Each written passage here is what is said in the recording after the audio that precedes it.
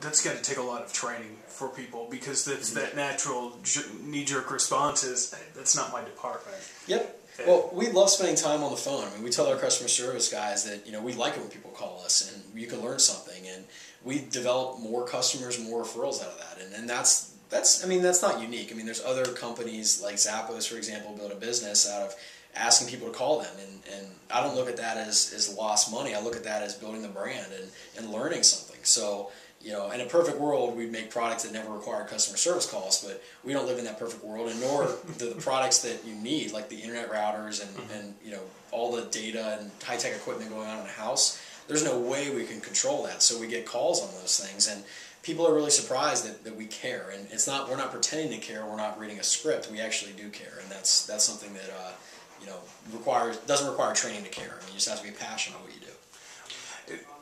Are people surprised when they get, I mean, do you tell them that you're the CEO and you just want to talk with real people? And if you do, are they surprised when they get you on the phone? Well, sometimes. I mean, we had one incident where we had a defective remote that got sent out to a customer for one of our products, and you know, I wrote a handwritten letter apologizing for this, and we still do this, you know, as part of our regular practice. If we mess up in something that we shouldn't have done, we take ownership for it, and I think that is surprised, because people are just used to, you know, being put into a call center somewhere across the world and, you know, waiting on hold to some real cheesy hold music, and I think I think that's part of what the brand is. So from the branding perspective, I don't think so. I think that people are surprised to get the level of support, but not so much who they're talking to. For example, we will help tech support someone's home internet in their house. So our products require internet to use, and our goal is to make sure that the product works. And if that means that we need to give you support on your internet, or even calling your internet provider on your behalf, or helping you, giving you the right things to ask, what you don't hear from us is you don't hear, oh, sorry, that's not our problem, go talk to the manufacturer of some other piece of hardware you don't even understand. And that's a major frustration, and people are surprised for that point, and that's something that, you know, I'm really happy that we do, and our customer service manager, Chris, does a great job of that. So, keeping that growth going, what keeps you inspired? What keeps that? Because obviously you can't just throw a radio out there and, hey, that's going to be my next great product for the next 20 years. You've got to continue innovating that. How do you keep that spark? It's all about my customers. I mean, I love my customers. You know, we have, like, on our Facebook page, like Facebook.com/Livio Radio, or our Twitter feed, even emails. I mean, when I first started this business, and we launched our first product, I mean, right after we got this office here in Ferndale, I was taking customer service calls myself and talking to actual end users, and I still love doing that. Now, I can't spend my whole day taking customer service calls, but we make sure that our customers are happy, and that's what sparks the innovation for the next round. In fact, there's a new feature we're adding, a sleep timer, to our iPad app, which came in from a customer that wrote in saying, hey, I go to bed listening to this app, and sometimes I fall asleep and it's on. I'd love a way that we can turn it off. Or a software upgrade which did for our Livio radio featuring Pandora, which had 6 alarm clocks which you can set a buzzer or to wake up to your favorite station. And again, another great customer feature that came in through the end users. And that's what we do. I mean, we listen to what our customers say, and we build products for our customers. And we're here in the U.S. Our customer service is based in the U.S.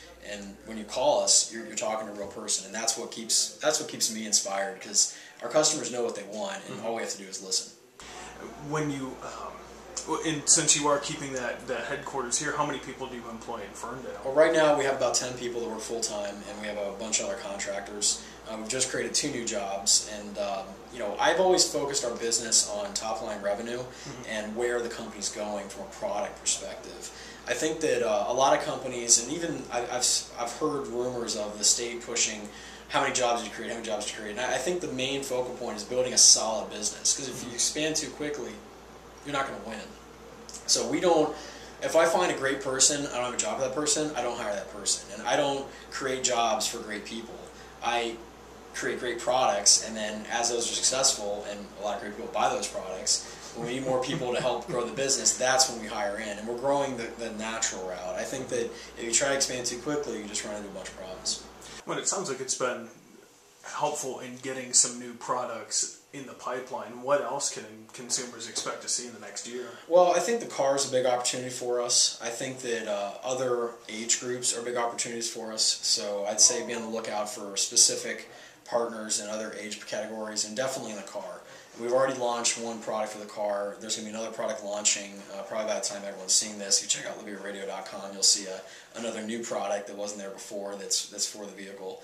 And I mean, that's kind of where we're focused. I mean, we really are focused on audio. I mean, we could go outside of that in the future, but you know, everything we do here has to be unique. Otherwise, we compete, and you know, we'll compete indirectly all day. But if we try to go head to head with a major company like a Sony or an Apple, for example, we know we'd lose. So we try to stay different and stay fresh.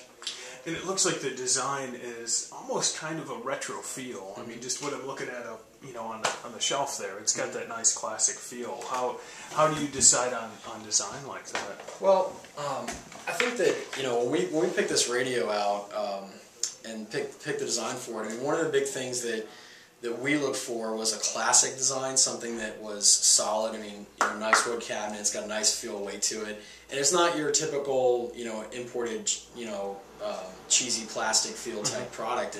And there's a certain amount of quality. Now, this is not a Tivoli, this is not a Bose. I mean, nor is it a $500 or $600 product either. Right. But I think that it's a good compromise, and it's very flexible. So the design allows you to take it anywhere in the home.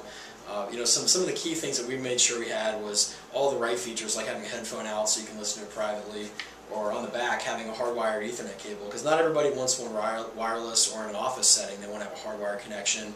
You know, the availability to put your own iPod in the back, aux in, which is a very standard feature on a lot of radios, but not everyone has it. And you know, having a stereo line out with a connector. So, and aside from having all these great features, we include all the cables you need to really make that happen. So one last question. Did you grow up a Buckeye fan? If so, how does that, how does living in Michigan? I went to Ohio University, not to be confused with Ohio State University. So okay. we're the, my parents are both Ohio State graduates, and I want absolutely nothing to do with Ohio State University. No, I saw the Ohio University there, but you know, I know you said Columbus, and everybody I've met from Columbus is a hard-charging Buckeye fan. So. No, our customer service guy's a hard charger fan. I grew up in Columbus, but you know, I won't say I hate the Buckeyes, but I would, you know, I think that I'm definitely more for the college I went to, and you know, obviously being part of their board and engineering and working for that. But I think that. Oh, you were on the board there? Yeah, I'm a member for their engineering college, board of advisors. So, okay. But it's Ohio University, not to be compared with Ohio State. So I'm definitely a Bobcat, no question about it. That's cool. Hey, thanks, Jake. Appreciate it.